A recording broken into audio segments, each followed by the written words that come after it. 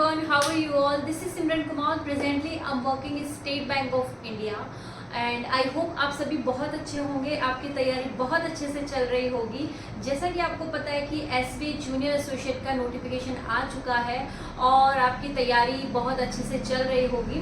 तो काफ़ी स्टूडेंट का एक क्वेरी थी, मेरे पास में काफ़ी लोगों का कमेंट आए, मैसेजेस आए कि क्या वो अपने स्टेट से लगाए या क्या वो अदर स्टेट से लगाए। अगर अदर स्टेट से लगाते हैं तो उनका एलपीटी का जो प्रोसेस होता है वो कौन सा होता है, और काफ़ी सारे क्वेश्चन से बहुत सारे डाउट्स हैं।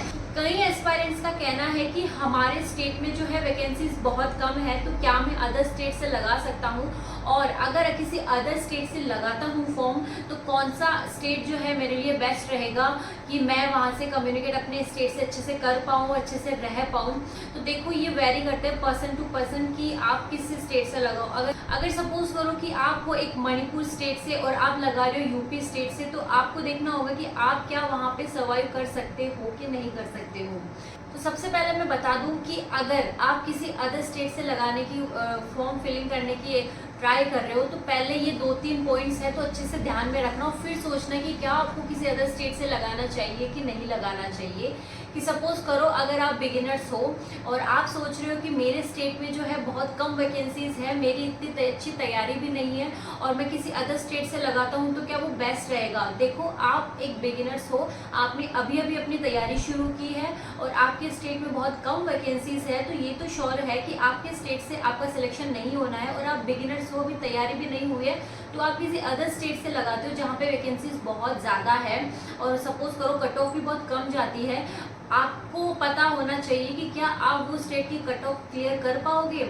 अगर नहीं कर पा रहे हो आप, तो इससे बेस्ट होगा कि आप अपने स्टेट से लगाओ, एक बार एग्जाम क्लियर एक बार एग्जाम दो, और अगर क्लियर होता है तो अच्छी बात है, नहीं होता है तो आपको थोड़ा एक्सपीरियंस हो जाए कि शायद आप नेक्स्ट टाइम जो है ये स्टेप लेने के लिए रेडी हो सको। बिगिनर्स हो तो मैं सजेस्ट करूंगी आपको कि चाहे वैकेंसीज कितने भी हो उस पर फोकस ना करो, आप अपनी स्टडी पे फोकस करो और अपने स्टेट से जो है फॉर्म फिलअप करके वहाँ पे एग्जाम दो। और एक बेनिफिट जो होता है एसबीआई में ये होता है कि अगर आप किसी आईबीपीएस क्लरिकल का दोगे किसी अदर स्टेट से फिलअप करते हो तो वहाँ ऐसा होता है कि आपको जिस स्टेट में आपने फॉर्म फिलअप किया है उसी स्टेट में जाके आपको एग्जाम देना होता है। बट एसबीआई ऐसा नहीं करता है। एसबीआई में होता है कि अगर आप किसी अदर स्टेट से कर रहे हो तो वो आपको ऑप्शन देता है कि आप किस स्टेट में जाके अपना एग्जाम चूज करना चाहोगे, अपना एग्जाम देना चाहोगे। कि अगर आप अदर स्टेट से भी कर रहे हो तो आप अपने स्टेट से एग्जाम मेन प्री और मेंस दे सकते हो, बाकी का जो आगे का ज्वाइनिंग का प्रोसेस होता है वो उसी स्टेट में जाके होगा। उसके बारे में बात करती हूँ। कई एस्पायरेंट ऐसे होते हैं कि ये मेरा लास्ट अटेम्प्ट है और मेरे स्टेट में बहुत ज़्यादा कम वैकेंसीज है, मैं चांस नहीं ले सकता कि अगर मेरा एग्ज़ाम क्वालिफाई नहीं हुआ तो क्या होगा। कि आपको अगर रिस्क नहीं लेना है, आपका ये लास्ट अटेम्प्ट है या आपका लास्ट अटेम्प्ट ना होके आपको एग्ज़ाम की बहुत ज़्यादा ज़रूरत है कि मुझे इस साल ये एग्ज़ाम क्वालिफाई करना ही है और आपके स्टेट में कम वैकेंसीज है, तो आप देखो कि किस स्टेट में अच्छी वैकेंसीज है, वहाँ की कट ऑफ कितनी कम जाती है, तो आप वहाँ से फॉर्म फिलअप कर सकते हो, एग्ज़ाम अपने स्टेट में दे सकते हो और वहाँ पे ज्वाइनिंग ले भी सकते हो। ये आपके लिए बेस्ट होगा कि अगर आप बिल्कुल चांस नहीं लेना चाहते तो किसी अदर स्टेट से लगा दो। अब कंफ्यूजन ये है कि मैं कौन से स्टेट में जाके अपना जो है फॉर्म फिलअप करूं, कौन सा स्टेट चूज करूं कि मेरे लिए बेस्ट होगा। तो आप ये देखो कि जिस स्टेट में सबसे कम वैकेंसीज है वो स्टेट में फॉर्म फिलअप कर दो। अगर आप किसी और अदर स्टेट में जाके करते भी हो, सपोज करो आप कह रहे हो कि मेरे लिए यूपी बेस्ट ना हो के मेरे लिए गुजरात बेस्ट रहेगा, और यूपी और गुजरात दोनों का जो है कट ऑफ बहुत कम जाता है वहाँ पे, तो आप सोच रहे हो कि मैं गुजरात के लिए अप्लाई कर देता हूँ, यूपी के लिए नहीं करता हूँ, जबकि आप सोचो कि आपका स्टेट का नियर बाय स्टेट जो है वो यूपी ही है और आप यूपी को छोड़ के अपना दूर वाला स्टेट ले रहे हो, तो मेरे लिए मैं आपको कहूँगी कि आपका जो नियर बाय स्टेट है वो ही चूज़ करो। क्योंकि अगर एक बार आपकी ज्वाइनिंग हो जाती है, आप जॉब पे लग जाते हो, अभी तो आपको ये लग रहा है कि मुझे जो है कैसे ना कैसे जॉब चाहिए, भले कहीं दे दो। आप ये सोचो कि अगर आप अपने स्टेट से 2000-3000 किलोमीटर दूर भी हो तो चलेगा, अभी आप सोच रहे हो, बट जॉब के बाद में ऐसा बिल्कुल नहीं होगा। जॉब के बाद में जो होता है आपकी लाइफ बिल्कुल चेंज हो जाती है। आप किसी अदर स्टेट में जाके रहते हो तो आपका मन करता है कि नहीं, मैं अपने स्टेट में रह के ज़्यादा बेस्ट कर सकता था।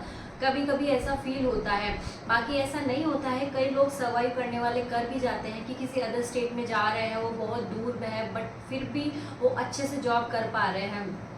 तो ज़्यादा अगर ना सोचते हुए अपने नियर बाय स्टेट है वो आप चूज़ कर सकते हो, ताकि जॉब के बाद में आपको घर के लिए भी, आपके होम टाउन के लिए भी जो है बार बार आने जाने में दिक्कत भी ना हो, और आपका जो एनवायरनमेंट है, लिविंग एटमॉस्फेयर है, जो आपको सूटेबल हो वो कर सकते हो। बाकी अगर आपको कैसे ना कैसे जॉब चाहिए और आपका लास्ट अटेम्प्ट है तो आपको जो बेस्ट लगता है वो करो आप।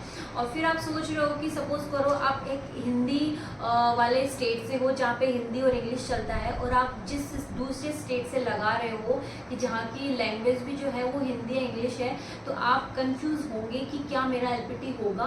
तो इसमें से एक सीधा सीधा पॉइंट ये है कि अगर उस स्टेट की भी लैंग्वेज आपके स्टेट की भी सिमिलर है तो आपको कोई ज़रूरत नहीं है एलपीटी देने का। और कई स्टेट में ऐसा होता है कि जैसे मेरे पास में एक कमेंट आया था कि वो मणिपुर में जो है मणिपुर की लैंग्वेज और इंग्लिश दोनों लैंग्वेज है, तो क्या मुझे एलपीटी देना पड़ेगा?